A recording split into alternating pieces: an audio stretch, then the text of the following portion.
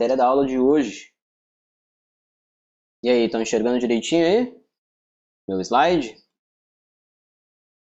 Sim? E sim, né? Pessoal, então vamos falar hoje de função quadrática, tá? É a função afim é a função mais importante que a gente tem ali, e a função quadrática, digamos que é a segunda mais importante, tá?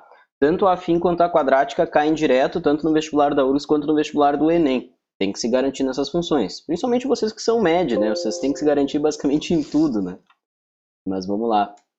Pessoal, função quadrática então. Primeiramente, uma função quadrática ela é também conhecida como uma função polinomial do segundo grau, ou ainda pode aparecer só a palavra função de segundo grau.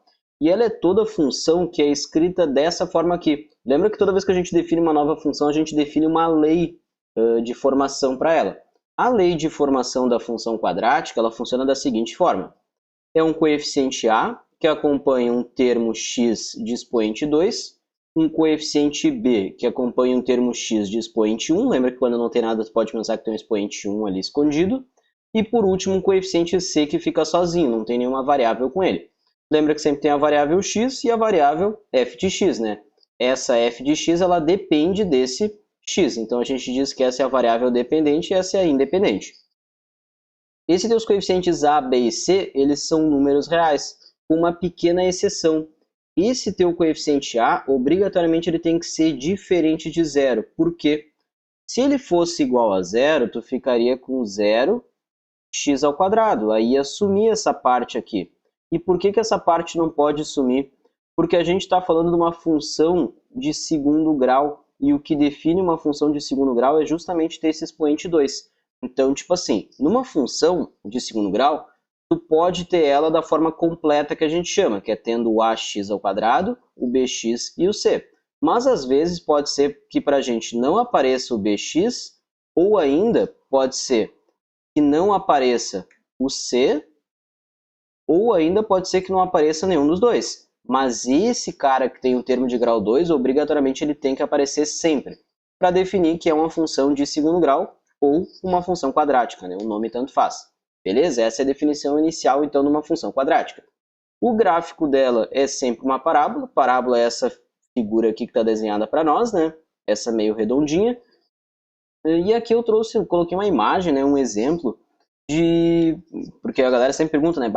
Matemática o cara não usa para nada. Matemática não existe em lugar nenhum, não sei o quê. Pessoal, uma função de segundo grau, tá? Uma parábola, ela descreve uma série de movimentos. Tipo, se tu der um tiro para cima, que nem tem ali na nossa imagem, tá? Tipo, um tiro de sinalizador num barco. Aquela trajetória do teu sinalizador forma uma parábola. Qualquer coisa que tu atirar para cima, a tua trajetória vai ser uma trajetória parabólica. Tipo, se tu pegar a tampa da tua caneta e jogar para frente, ela vai... Olha para a câmera agora. Ela vai subir, subir, subir, vai chegar numa altura máxima e depois vai começar a cair novamente. Essa trajetória vai ser uma trajetória parabólica, tá? Então a função quadrática ela descreve uma série de movimentos no nosso cotidiano. E já vou começar fazendo uma questão para nós, então, já começar aí para a gente se divertindo. Olha só essa questão do Enem, eu vou tirar aqui minha câmera da frente rapidinho, tá? Qualquer coisa vocês digam se eu esquecer de tirar a câmera em algum momento. Olha só essa questão do Enem.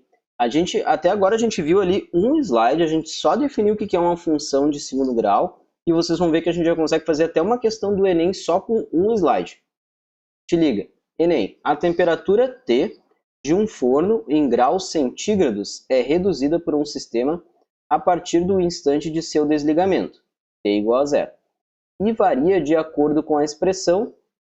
Aí tem aquela expressão ali para nós, né? T é igual, o T de temperatura, né, é igual a menos T ao quadrado sobre 4 mais 400, onde aquele T minúsculo é minutos. Por motivos de segurança, a trava do forno só é liberada para abertura quando o forno atinge uma temperatura de 39 graus ali centígrados, né? Pergunta, qual o tempo mínimo de espera em minutos após se desligar o forno para que a porta possa ser aberta? E aí, deixa eu ligar aqui minha câmera de volta então. Aí. O que diz essa questão, então? Ela te traz uma expressão aqui que é uma função de segundo grau, uma função quadrática, tanto faz o nome, e fala que essa trava do forno só é liberada para abertura quando o forno atinge a temperatura de 39 graus. Então, tipo assim, o forno pode ir aumentando, né? Enfim, mas ela só é liberada ali quando atinge já 39 graus centígrados. Então, sublinha até para nós. E a pergunta ali, retomando, né? É qual o tempo mínimo de espera em minutos após se desligar o forno para que a porta possa ser aberta? Qual vai ser o segredo para tu resolver essa questão?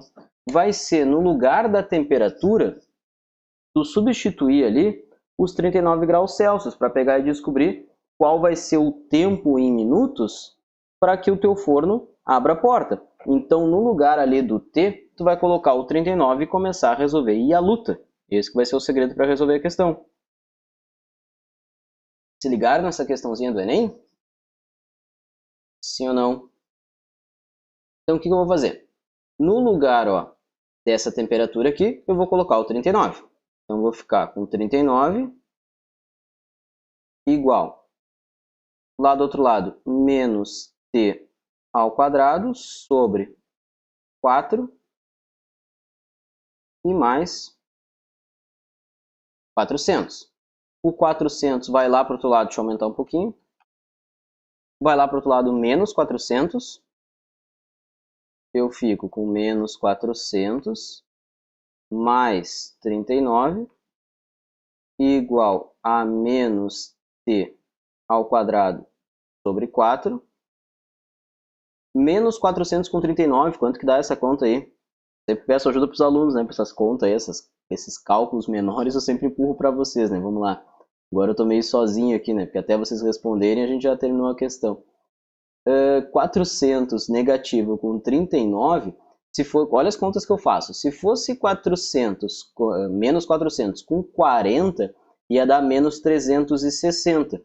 Só que como é menos 1, eu vou acrescentar 1 aqui então. Então tu vai ter aqui menos 361. Isso é igual a menos t ao quadrado sobre 4. Aí agora eu tenho que resolver essa bagaça aqui. Esse 4 ele está dividindo, ele pode passar para o outro lado lá multiplicando. Vai ficar com 4 vezes menos 361. Isso é igual a menos t ao quadrado. Aí, o que eu vou fazer? Primeiro, vocês estão ligados que aqui, como esse cara é negativo e o resultado dessa conta aqui também vai dar negativo, tu concorda que eu posso deixar tudo positivo? Posso só pegar aqui, olha só a manha, para não sofrer muito. Vou tirar esse menos aqui, porque a moral da história é que no final tudo vai ficar positivo, já que os dois lados da igualdade são negativos. Então eu fico simplesmente com 4 vezes 31. Vamos fazendo uns atalhos ao longo do caminho para facilitar a nossa vida.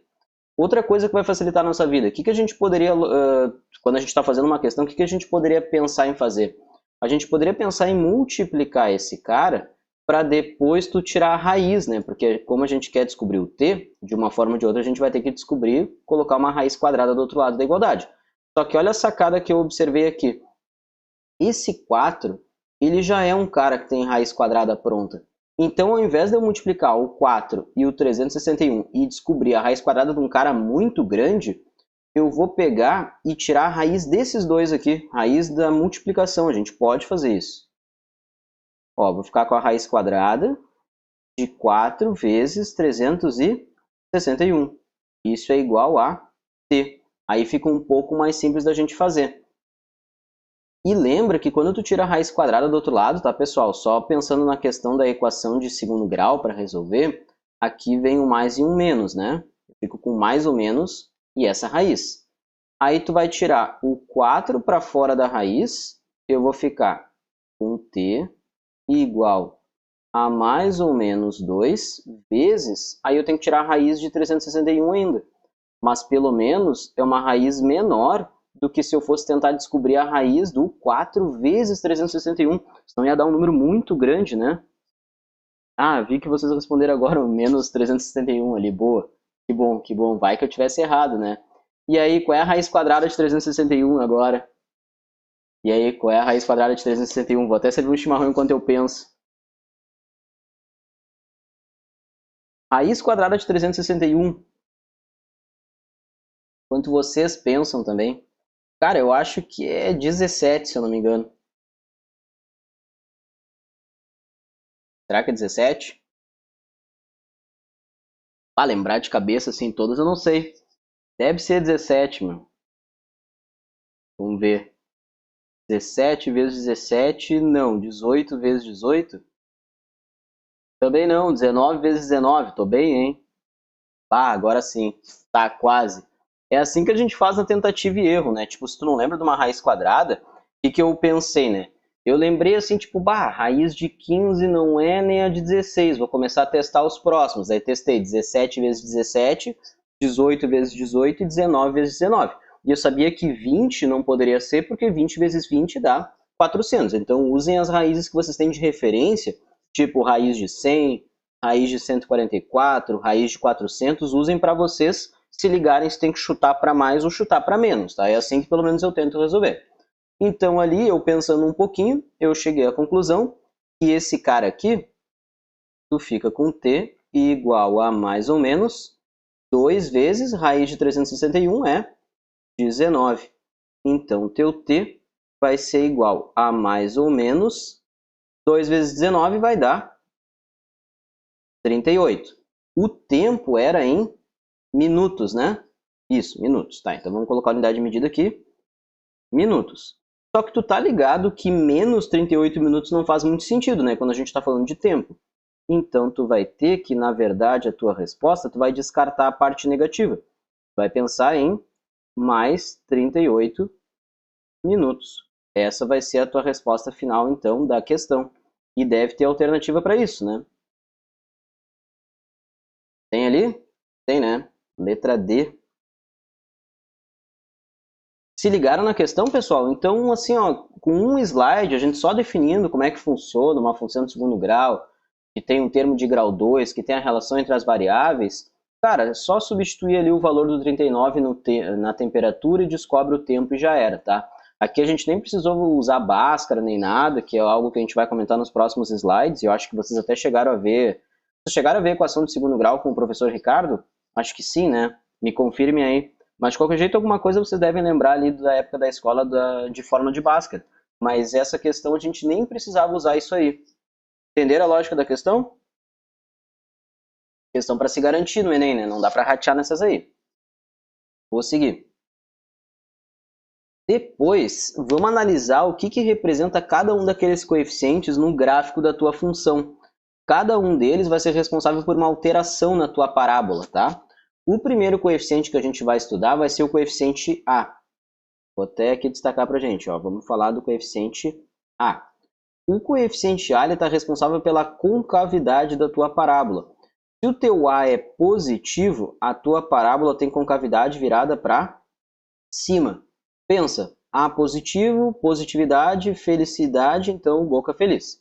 Depois, se o teu A é negativo, a tua concavidade é virada para baixo. Pensa, A negativo, negatividade, deprê, vida triste, boca triste também, tá? E eu tô brincando, tá, meu? Todo mundo tem suas deprê, tem seus problemas, eu também tenho os meus, mas só para vocês lembrarem que quando A é positivo, boca feliz, A negativo, boca triste.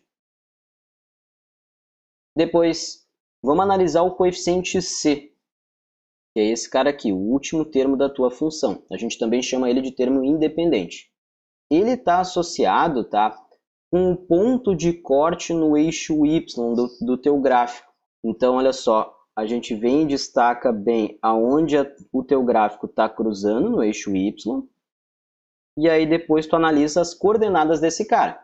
Como ele está cruzando o eixo Y, a coordenada x dele é sempre 0, tá? Então por isso que cada um dos pontos eu coloquei sempre que a coordenada x é 0.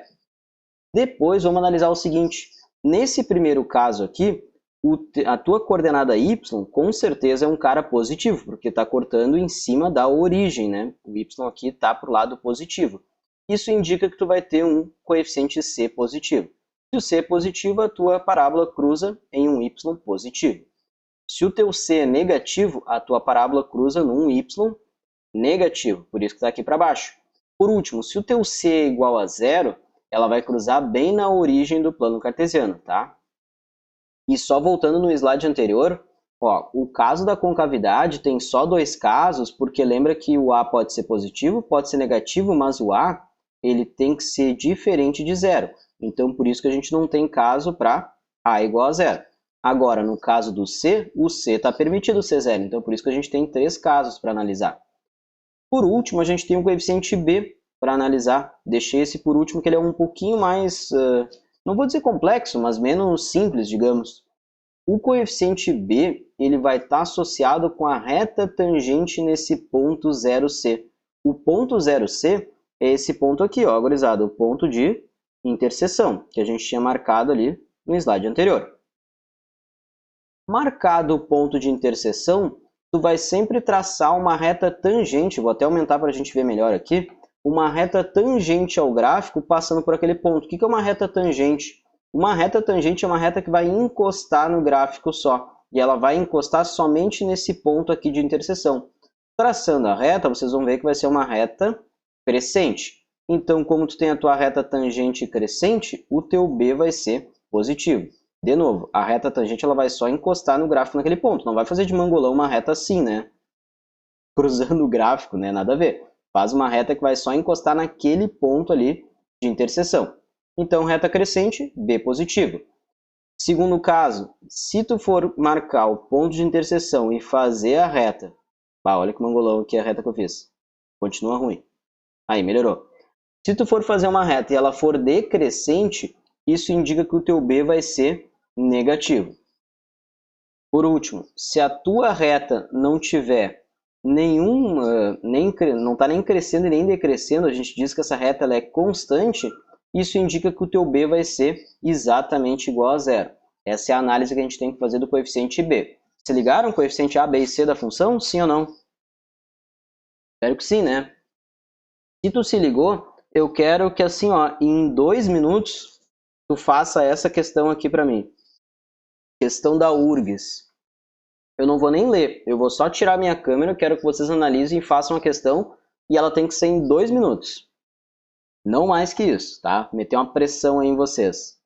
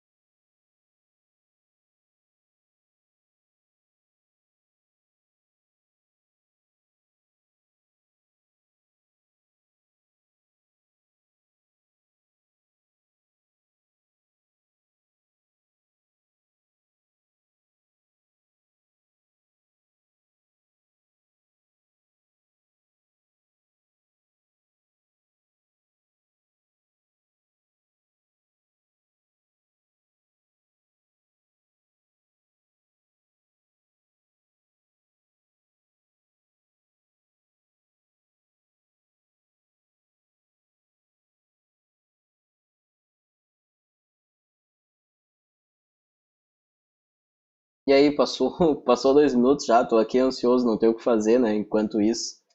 Será que passou os 2 minutos? Deve ter passado, né?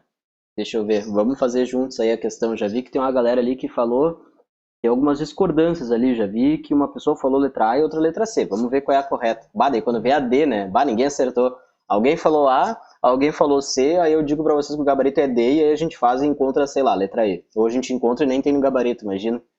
Vamos lá. Primeira coisa, a mais fácil de analisar. Primeiro, coeficiente A. Com cavidade, ela é virada para cima. Então, vou até trocar de cor aqui, porque eu não aguento mais escrever de vermelho. E vermelho é uma cor ruim. Não dá a cor do Inter. Sem condições. agora eu compro briga com a galera, né? O teu A, ele vai ser positivo, porque a tua concavidade é virada para cima. Tá, então o que a gente já pode descartar? Vamos descartar algumas. Ó, A positivo, positivo, positivo, mas a letra E diz que é negativa, então tu vai poder descartar a letra E. Depois, vamos analisar o C, que é sempre mais fácil. O teu C, eu vou marcar aqui embaixo, é onde cruza no eixo Y. O teu C aqui, como ele está cruzando num cara negativo, isso vai indicar que o teu C vai ser negativo. Então, a gente já consegue descartar quais? Ó. Aqui o C é negativo, beleza. Aqui diz que ele é positivo, então não pode ser. Aqui diz que ele é positivo, também não pode ser. Aí a gente fica entre duas, chuta e erra, porque é sempre assim, né? Ou melhor, tu fica entre duas, tu marca essa aqui, aí chega na hora de marcar o gabarito, tu te arrepende e marca essa, e aí quando tu vê que saiu o resultado da prova, tu vai ver que a correta era essa aqui. Vai dizer, sempre acontece isso, né? Mas vamos lá, vamos fazer para não ter erro. Qual é o próximo passo? Tu traçar a reta tangente naquele ponto no teu gráfico. Traçando a reta tangente, tu vai ver que a tua reta vai ser uma reta decrescente. Deixa eu ver se eu consigo fazer uma reta. Se ligaram que a reta aqui é decrescente? Então quer dizer que o teu B vai ser negativo. Então a gente consegue descartar agora também a... Qual delas ali? Ó, aqui está dizendo que o B é positivo, a letra D, né? Então não pode ser. Resposta correta vai ser a letra A. Se ligaram, pessoal? Foi uma questão da URGS de 2011, né? Era uma questão que tu tinha que simplesmente, né? Não se sintam ofendidos com eu falar simplesmente, mas tu tinha que fazer só análise ali do coeficiente, não precisava fazer cálculo nenhum. Belezinha? Entenderam a lógica da questão? Esse é o tipo de questão que, poxa, se a prova te dá de brinde, a gente tem que acertar, né? Tudo bem, a gente pode errar uma primeira vez, mas agora que a gente já estudou, a gente não pode mais errar de jeito nenhum. Tranquilo, pessoal? Sim ou não? Ver o que vocês falaram ali, estão rindo. Daniele tá rindo. E aí, tudo certo? Se ligaram que a letra A ali? Sim ou não? Sim, né? Tá, agora que eu vi ali, agora é 9h40, intervalinho de 5 minutos, pode ser? Acho que é, né? Pelo que me passaram ali, é sempre das 9h40, das 9 até as 9h40, e aí depois das 9h45 até as 10h25, né? Para vocês darem uma descansada e levantarem as pernas e tal, pode ser? 5 minutinhos aí para vocês refletirem sobre a questão, refletirem sobre a vida. Para quem é que ia fazer um mate? A Daniele, eu acho que era, né? Eu até pedi umas aulas que ela precisa me ensinar como é que se faz, tá? Aguardo vocês aí, daqui a 5 minutos eu volto, então, às 9h45 em ponto.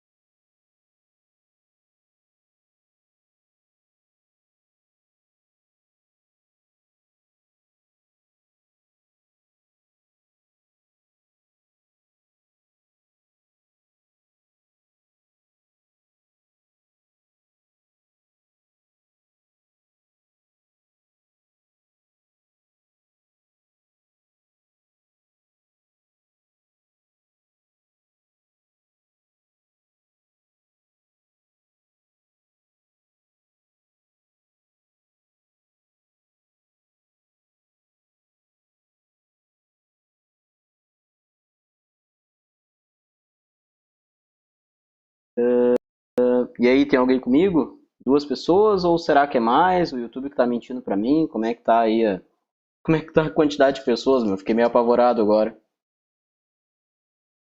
Ó, três pessoas, já tem uma galera aí chegando.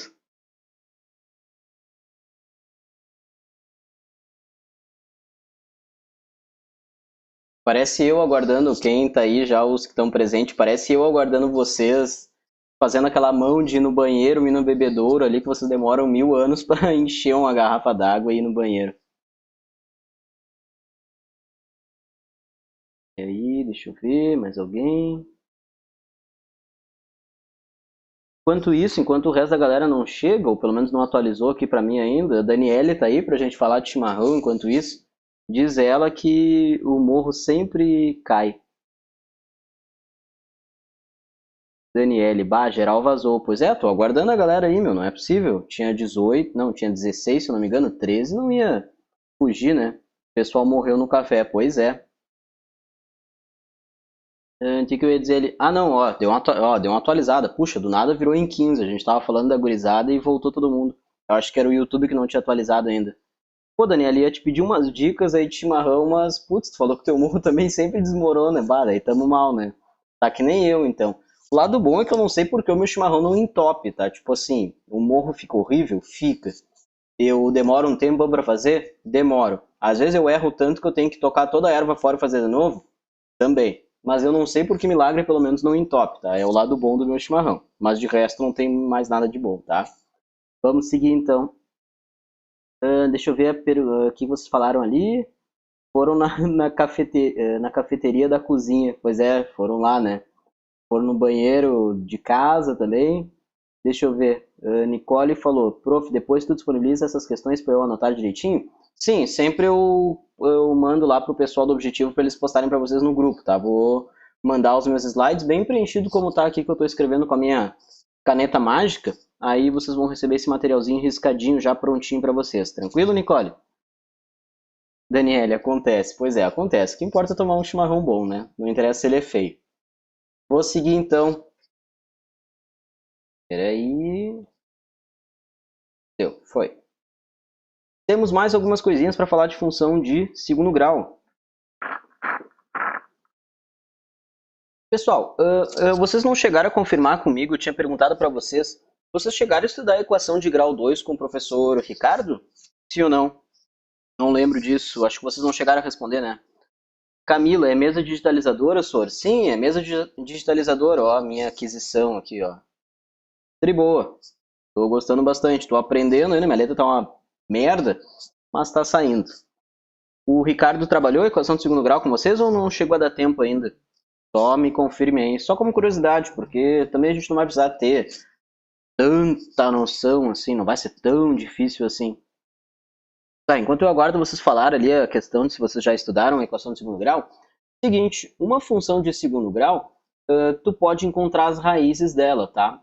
E sempre o grau da tua função ou o grau da tua equação, tanto faz, sempre vai indicar quantas raízes tu vai conseguir obter. Numa equação ou função de grau 1, tu tem uma raiz. Numa função ou equação de grau 2, tu tem duas raízes. Se fosse grau 3, três raízes. Se fosse grau 1 milhão, 1 milhão de raízes. Tá? É assim que funciona a lógica do grau na matemática. Pergunta que às vezes o pessoal faz, Bassor, qual é a diferença de equação e função?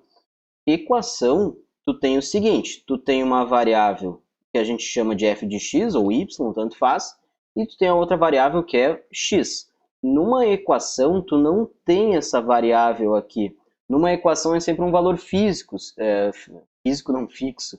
Seria algo tipo assim, ó, 15 igual a 2x ao quadrado menos 3x, sei lá, mais 2. Isso aqui é uma equação, porque tu já tem um valor fixo desse lado. Agora, se tu não tem um valor fixo aqui, tu tem uma relação entre duas variáveis, tipo y igual a esse trem, aí sim isso aqui é uma função, tá? Então, a diferença de equação é que a equação tu sempre está procurando um valor de x que vai solucionar a tua conta, que já está com um valor definido, e uma função tem uma relação entre duas variáveis, tá? Essa é a principal diferença entre equação e função. Só como curiosidade para quem me pergunta sempre qual é a diferença entre as duas. Então, numa função de segundo grau, a gente pode encontrar as raízes dela. E para a gente encontrar essas raízes, a gente vai ter dois métodos para usar. O primeiro deles é a fórmula de Bhaskara e o segundo método é a soma e produto. Fórmula de Bhaskara, acho que muitos de vocês lembram, né? Porque a gente fala tanto sobre fórmula de Bhaskara no nono ano ou oitava série, não sei se vocês fizeram nono ano ou oitava série, a gente fala tanto que a gente acaba lembrando até hoje a fórmula de Bhaskara, né? A fórmula de Bhaskara tem a ver com o coeficiente A, B e C da tua função. Tu tem a relação que menos B, mais ou menos, raiz quadrada do delta, aí o delta está aqui embaixo separado. B ao quadrado menos 4 vezes A vezes C. Para quem gosta de fazer mais rápido, não tem problema. Pode colocar o B ao quadrado menos 4AC direto lá dentro da raiz. Não precisa fazer separado se tu prefere fazer tudo junto. Então, tu tem menos B, mais ou menos raiz do delta, tudo dividido por 2 vezes o coeficiente A. Essa é a famosa fórmula de Bhaskara. Inclusive, fica a curiosidade, que no Brasil, às vezes a gente é um país trouxa, tá? Porque o Brasil é o único país do mundo, ou um dos únicos países do mundo que chama essa fórmula de Bhaskara.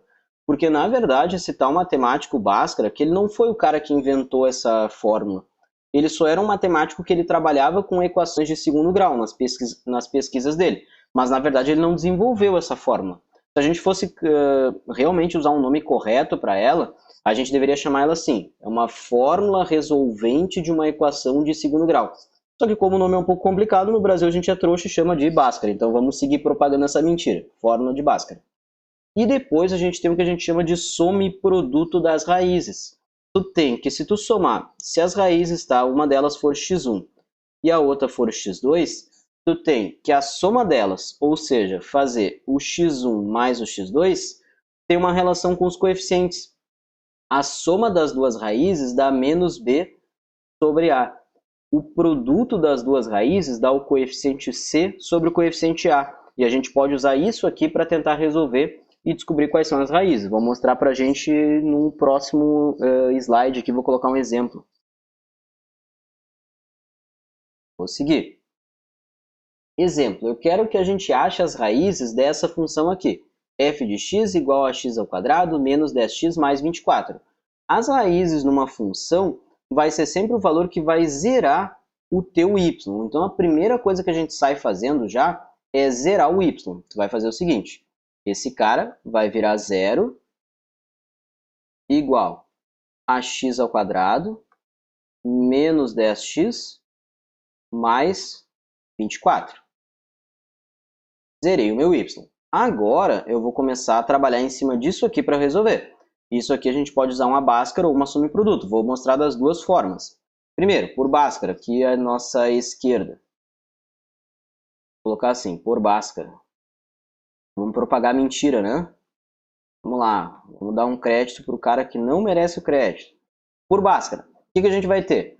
Anota ali quais são os coeficientes, né? O coeficiente A é o cara que acompanha o termo de grau 2. Quando não tem nada, a gente sabe que é 1.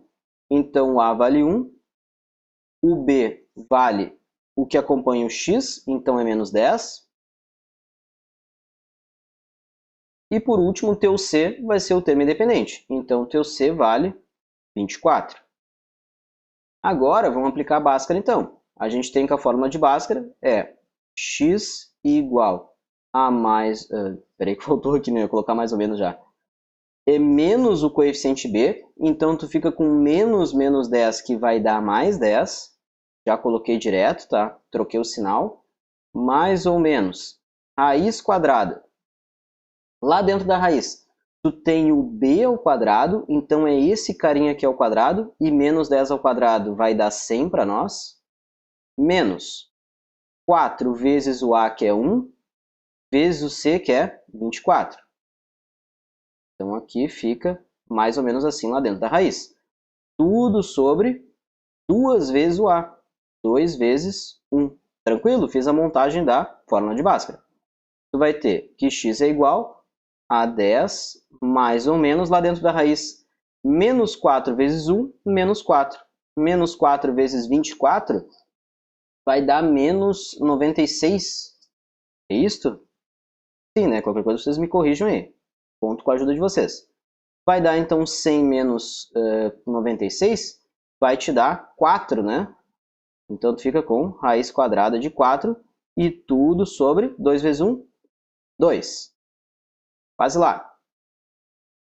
X é igual a 10 mais ou menos raiz quadrada de 4, barbada, é 2. Tudo sobre 2. Quando tu tem isso aqui, não tem mais nada para resolver assim dentro da raiz, tu quebra em dois casos, né? Tem uma raiz chamada de x1 e tem a outra raiz que eu vou chamar de x2. O x1 tu pode fazer 10 mais 2 dividido por 2 e depois tu tem o x2 ou x' e x duas linhas, tanto faz. Esse aqui vai ser 10 menos 2 sobre 2. 10 mais 2 dá 12, sobre 2 deu 6. 10 menos 2 dá 8, dividido por 2 dá 4. Ou seja, uma das raízes é 6 e a outra das raízes é 4. Tranquilo? Fiz por Bhaskara então. E vou mostrar para vocês por soma e produto, que ele é um pouquinho mais rápido, tá? Vale a pena tu aprender como é que faz por soma e produto. Tem uma galera que não gosta muito, mas vale a pena saber também. Geralmente as questões da prova da URGS, tá, que envolve a equação de segundo grau ou função de segundo grau, tu consegue resolver fazendo por soma e produto. No Enem também, de vez em quando, também dá, né?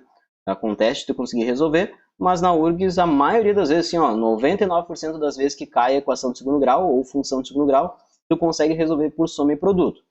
Qual é a minha dica? Na dúvida, tu faz assim, ó, na hora da tua prova, tu tenta fazer por soma e produto. Tentou, pensou ali uns 30 segundinhos, 1 minuto, não conseguiu resolver por soma e produto, parte para a Bhaskara, tá? Porque a Bhaskara ela funciona para todos os casos. Agora a soma e produto, ela funciona só quando as tuas raízes são valores bonitinhos, valores inteiros. Tipo, se as tuas raízes forem valores fração, né, número racional, ou pior ainda, número irracional, aquelas raízes que tu não consegue resolver, aí esquece, tu não vai conseguir fazer nem ferrando.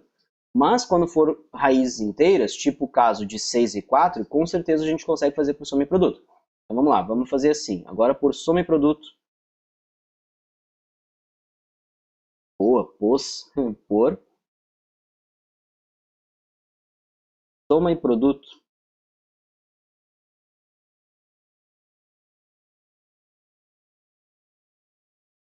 Vamos lá, por soma e produto, o que a gente vai ter?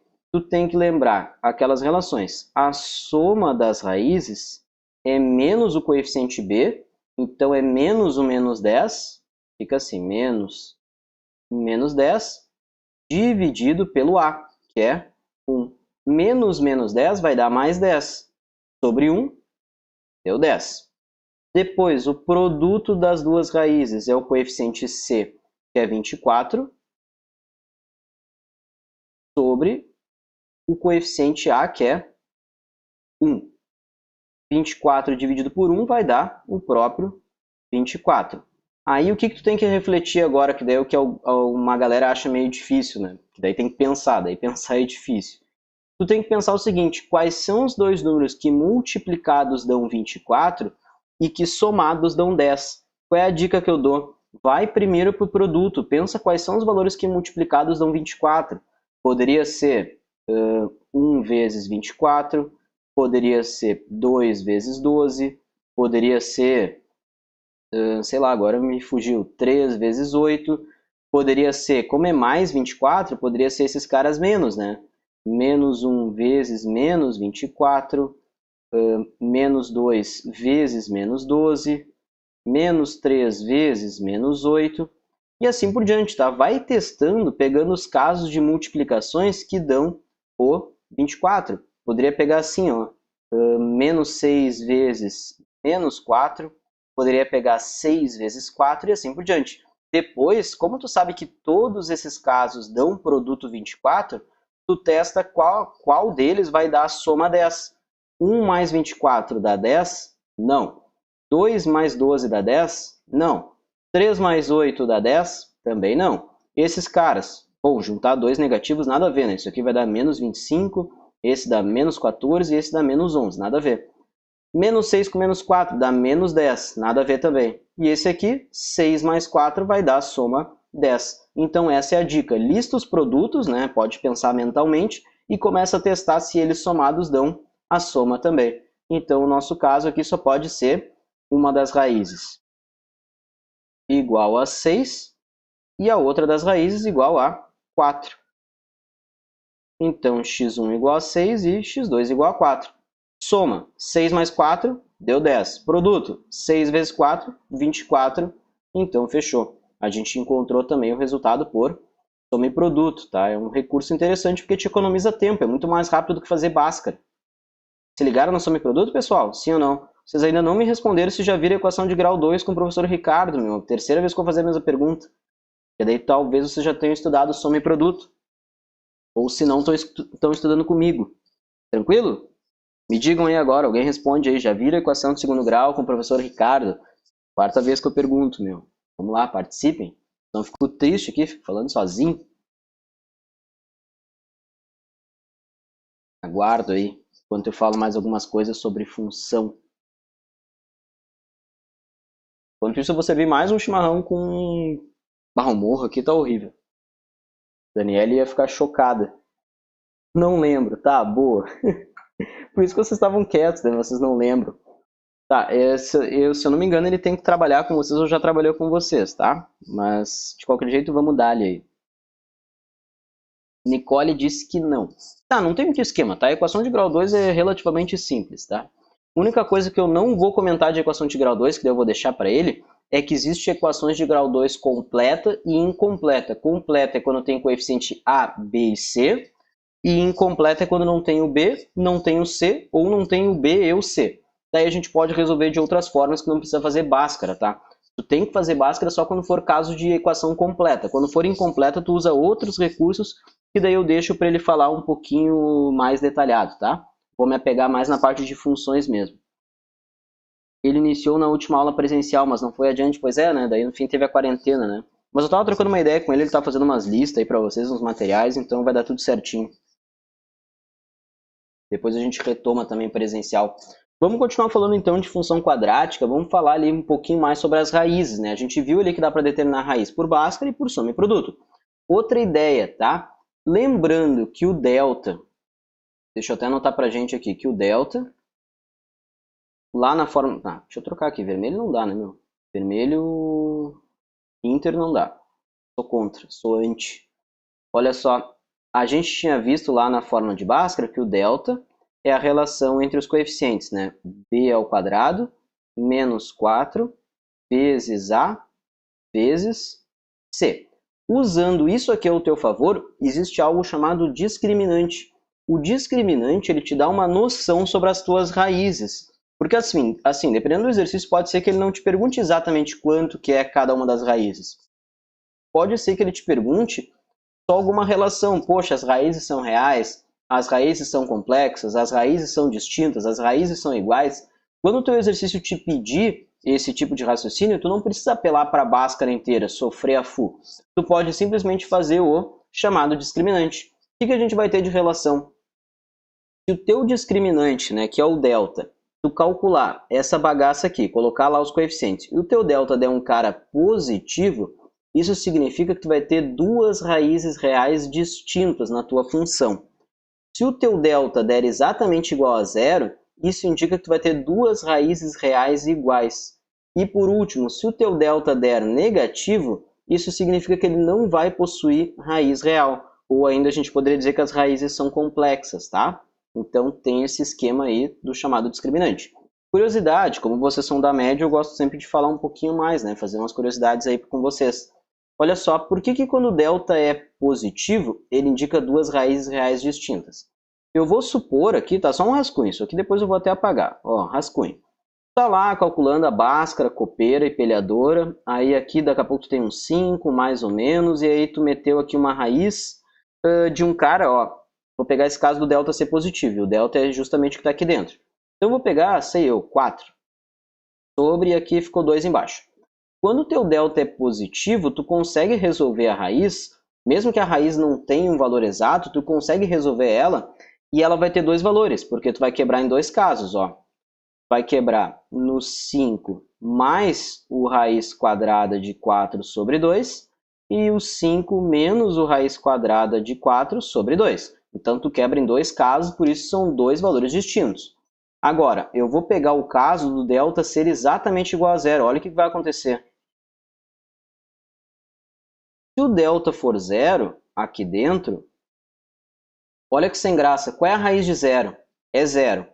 Aí quando tu quebrar em dois casos, tu vai ficar com 5 mais zero dividido por 2 e 5 menos zero dividido por 2. Tá vendo que esses dois caras vão ser iguais aqui, sim ou não? Então por isso que quando tu tem delta igual a zero, as tuas raízes vão ser iguais, porque essa parte que tem a raiz quadrada vai sumir, aí fica nada a ver. Então por isso que o discriminante, então, de novo, quando for zero, as tuas raízes vão ser iguais. Por último, quando tu tiver a raiz, quando o teu delta for negativo, olha o que vai acontecer com a tua raiz. Lá dentro, se for negativo, por exemplo, sei eu, menos 4, é um cara negativo. Lembra que quando tu tem uma raiz quadrada negativa, a gente não consegue resolver. Isso aqui a gente diz que não pertence ao conjunto dos reais. Então isso aqui não vai te dar valores finais reais, porque tu não consegue resolver isso aqui no conjunto dos reais. Então por isso que a gente diz que para delta negativo, a tua equação, né, de grau 2, ou a tua função de grau 2, ela não possui raízes reais, por causa desse cara negativo dentro da raiz. Tranquilo? Só uma curiosidade para vocês saberem por que funciona aquelas ideias do discriminante. Se ligaram? Seguimos então. Outra coisa que eu quero discutir com vocês a respeito do discriminante é o seguinte. Cada um desses caras aqui vai significar alguma coisa no teu gráfico. Eu vou fazer 3 gráficos para a gente representar. O que indica as raízes serem distintas, o que indica as raízes serem iguais e o que indica não ter raiz real, graficamente, tá? Lá na nossa parábola. O que vai acontecer? Deixa eu me concentrar. Eu devo fazer uma cara muito de abobado. Agora é a hora que vocês vão ficar olhando para minha câmera, certo? Né? Já que eu falei que eu fico com cara de abobado. Eu fico muito concentrado para fazer alguma coisa reta. E talvez nem saia reta, essa é a pior parte. Tá, aqui ficou reto porque eu tenho um comando para deixar reto, tá? Mas na hora da parábola, vai ser uma sofrência, vou repetir umas 10 vezes. Ó, outro gráfico, vamos lá, tem que fazer 3 planos cartesianos. E o último, ó, o plano cartesiano tá bonito. Recursos do Photoshop, eu tô mexendo aqui no Photoshop. Aliás, aceito aulas de Photoshop também, tô aceitando aulas de fazer chimarrão e de mexer no Photoshop. Tá, seguinte, primeiro caso, quando o teu delta for positivo, quando tu tiver duas raízes reais distintas. Quando tu tiver duas raízes reais distintas, a tua parábola, ela vai cruzar, tá? A raiz indica, no caso de ter raiz real, né? Quando não tem raiz real é outro caso. Quando tem raiz real, a tua raiz indica onde o teu gráfico vai cruzar no eixo X. Então, se ele está dizendo que tem duas raízes reais e distintas, quer dizer que a tua parábola vai cruzar em dois valores de x. Ela vai cruzar, vai passar pelo eixo x duas vezes. Então, a tua parábola vai fazer algo assim, ó. Ah, olha que bugada essa parábola aqui. Tá, não vou conseguir fazer melhor do que isso, tá? Aceitem. Então, ali, ó, vão estar as tuas raízes. Espera aí que eu caguei aqui. Deixa eu fechar, Espera aí. Tá, deu. Ó, falei que eu aceitava a aula de Photoshop. Aqui vão estar tuas duas raízes, ó, onde cruza no eixo x. Aqui está uma raiz e aqui vai estar outra raiz. Posso chamar essa aqui de x1 e essa aqui de x2. Então aqui as nossas duas raízes.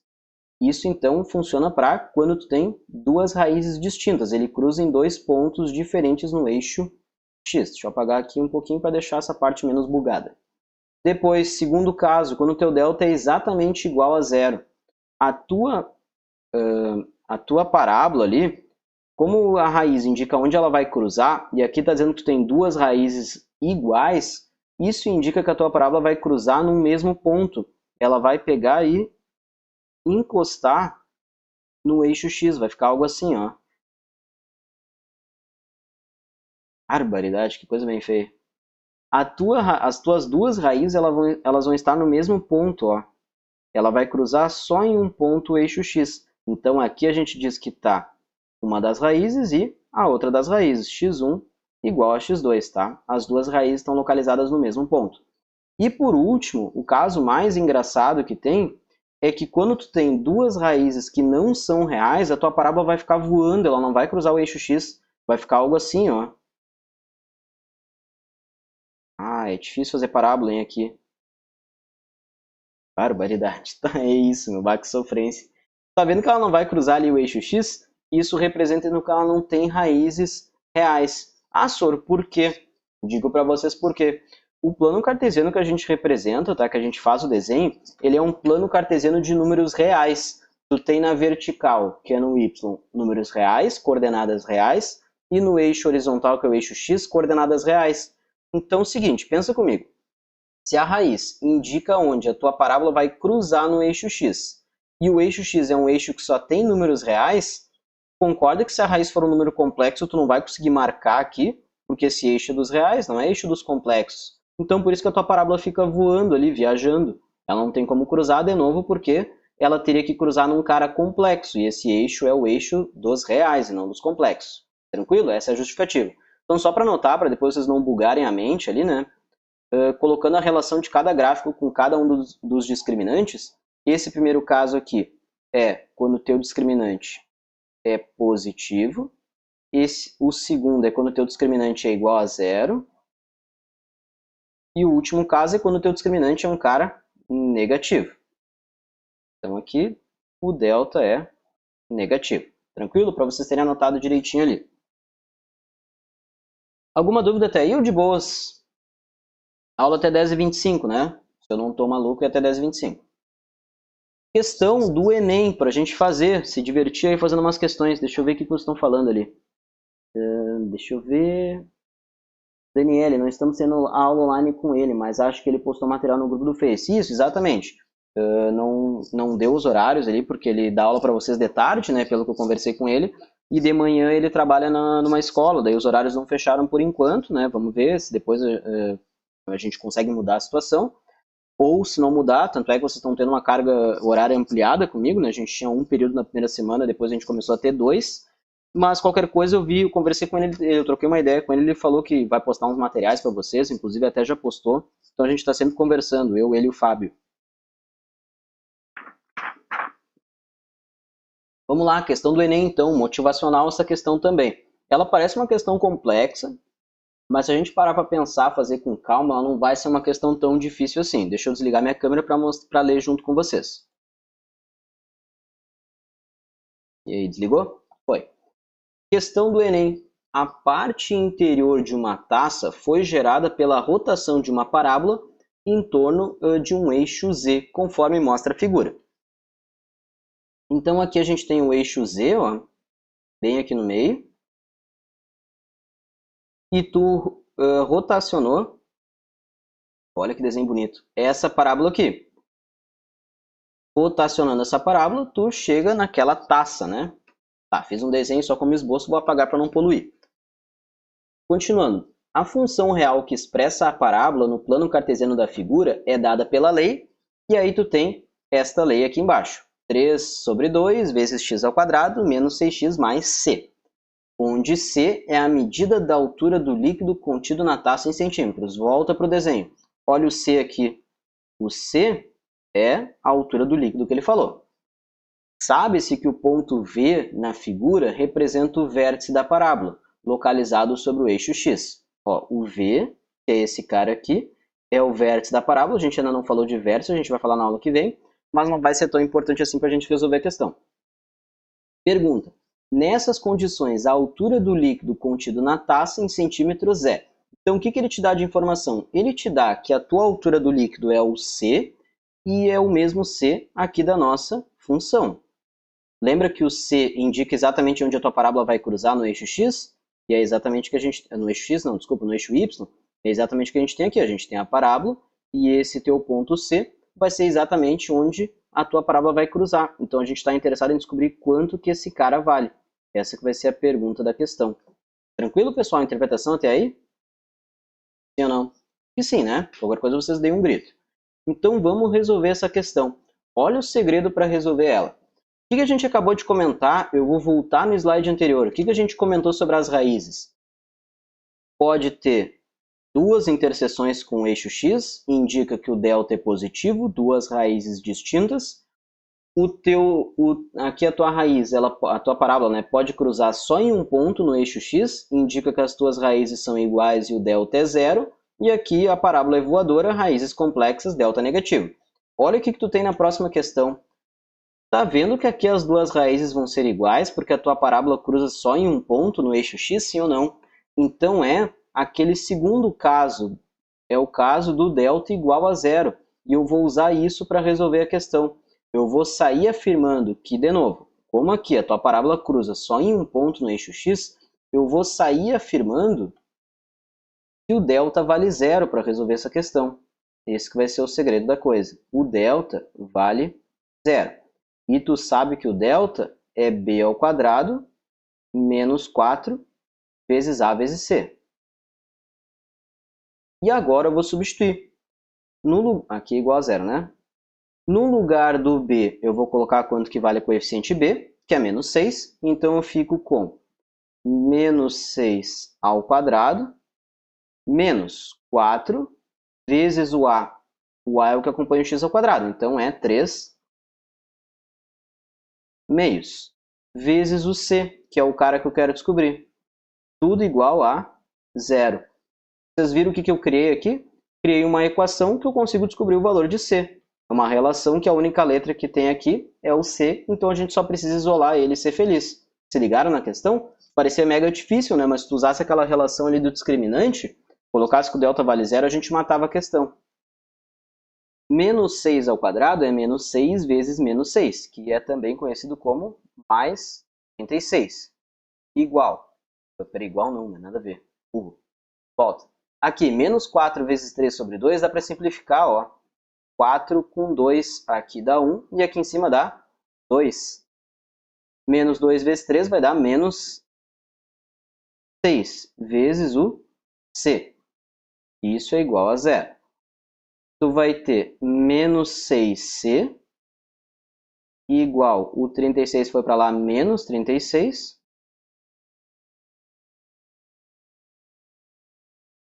Conclusão que a gente chega, se o menos 6 passar dividindo, tu fica com menos 36 dividido por menos 6, tu vai concluir que o teu coeficiente c vale 6 positivo. E essa é exatamente a altura do líquido que ele queria descobrir. Ó, o c lembra que é a altura do líquido. Então a altura dele vai ser 6 centímetros, como manda a letra E. Compreenderam o raciocínio, gurizada? Deixa eu ligar minha câmera de volta, né? Vocês estavam sem me olhar aqui. Se ligaram nesse raciocínio aí para resolver a questão do Enem? Sim ou não? É uma questão para se garantir também do Enem, né? Entendo que daqui a pouco a primeira vez que o cara vê pode estranhar, mas agora se cair de novo algo nesse sentido, tu tem que se garantir, tem que acertar, beleza? Sim ou não? Me digam aí, 19 pessoas me assistindo, mas 19 pessoas caladas. Eu converso só com a... Deixa eu ver quem mais responde ali para mim. A Daniela, a Stephanie, a Nicole e a Camila. O resto da galera tá meio quietinha. Ah, a Juliane de vez em quando se manifesta também. Mas o resto tá tudo quieto desde o começo da aula. E aí, estão compreendendo? Tá tudo certinho em função do segundo grau? Sim ou não? Aula que vem a gente tem mais algumas coisas para discutir sobre função do segundo grau. Sim, tranquilo. Sim, agora ficou claro. Boa. Tá, qualquer coisa eu volto. Pessoal, para a gente concluir então a aula, eu vou mostrar uma última coisa para vocês. Na aula lá de função afim eu falei sobre o GeoGebra, né? Mostrei algumas relações legais para vocês do GeoGebra. Na aula de hoje eu também vou mostrar algumas coisinhas legais do GeoGebra, falando dos coeficientes da função. Deixa eu desligar minha câmera aqui para não atrapalhar a nossa visualização. Olha só, eu tenho aqui a minha função de segundo grau. Não sei se vocês conseguem enxergar, acho que sim, né? Ó, tu tem aqui o x... Pessoal, esquece esse mais zero, tá? Isso aqui eu vou falar mais adiante quando a gente for falar lá de deslocamentos de gráfico. Por enquanto eu não quero entrar em detalhes, tá? Esquece esse mais zero aqui. Faz de conta que tem só x ao quadrado, aqui tem só menos 2x e aqui tem só o menos 3.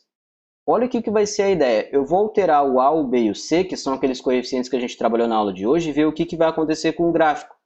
Se tu aumenta o coeficiente a, que é o cara que acompanha o termo de grau 2, olha o que acontece com a tua parábola, ó. Ela vai ficando... Peraí que deu uma travadinha no computador, né, meu? O computador tá cansado já de tanta coisa aberta. É Photoshop, é GeoGebra, é o programa que faz o espelhamento de tela, é o YouTube, é o Paltalk, que eu acho que tá aberto ainda. Olha o que acontece se eu aumento a. A tua parábola vai ficando mais fininha, ela vai crescendo mais rápido para os dois lados dela, né? Lembra que a parábola é uma figura simétrica. Tu traça um eixo de simetria bem no meio dela, e o que acontece para um lado acontece exatamente para o outro também. Tá vendo? Ó, quanto maior o A, mais fininha ela vai ser. E quanto menor o A, mais gordinha ela vai ser. mais devagar ela cresce, tanto para a direita quanto para a esquerda. E se for negativo, deixa eu diminuir um pouco aqui o zoom, se o teu A for negativo, lembra o que acontece? Boca triste, né? Ó, virou positivo, virou para negativo. Vamos voltar para o positivo então. Deixar aqui 0,4 tá bom. Depois o coeficiente C, que ele estava ligado aonde cruzava no eixo Y. Ó, o C aqui, como está menos 3, quer dizer que ele está cruzando no menos 3 aqui, no negativo. Ó. Aumentando, dá para ver bem que a tua parábola cruza no menos 3. Se eu aumentar esse coeficiente C, deixa eu deslocar um pouquinho aqui. Se tu aumentar o coeficiente C, a tua parábola vai aumentando ali, ela vai deslocando, ó, verticalmente, vai subindo, porque vai mudando aqui onde ela vai cruzando no eixo Y. Ó.